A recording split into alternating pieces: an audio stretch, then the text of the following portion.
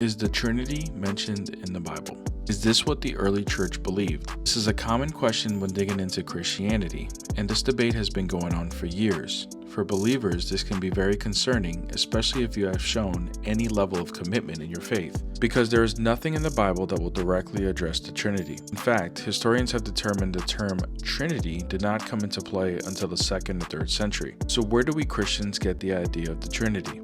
In reading the New Testament, it is not immediately obvious that Jesus is claiming to be God. However, when considering the cultural context of the time, it becomes clear that this was the message Jesus was conveying. But there are skeptics that will claim that the New Testament has been corrupted. But despite some claims that the New Testament has been changed, it is one of the most reliable historical documents in history. All historians, regardless of their faith, can agree that it is accurate to the original manuscripts. So why don't people believe the words Jesus is implying in the New Testament? Some believers of Jesus, but mostly non-believers, may argue that the verses which appear to suggest Jesus is proclaiming to be God are simply misinterpreted. But it is important to understand that the entire Bible, although it has different genres of literature, is meant to be read as one unified story. If we want to interpret the Bible correctly, it is crucial to keep that in mind. But if we don't know the storyline of the Bible, we can't interpret it correctly. So what is the storyline of the Bible? In the well-known story of Adam and Eve, humans lost their privilege to enjoy a good creation due to disobedience. But God promises in Genesis chapter 3 verse 15, the descendant of Eve will defeat sin and restore the connection between humans and God.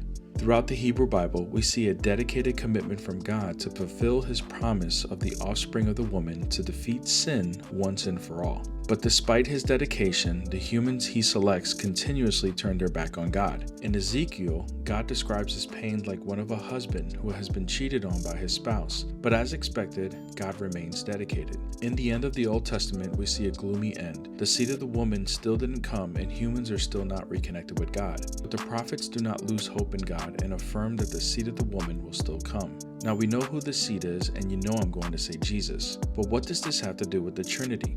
Well, let's rethink the story of the Bible. We see God is absolutely dedicated to connecting with his creation again. Jesus describes God in different parables, like the parable of the 99 sheep. A shepherd leaves 99 of his sheep to find one missing sheep. The shepherd acts so desperate, it seems illogical. Or in the story of the prodigal son, a son who takes his father's money, then comes back to his father when he ran out of money. All the while, his father accepts him with open arms and celebrates his return, even though he doesn't deserve it.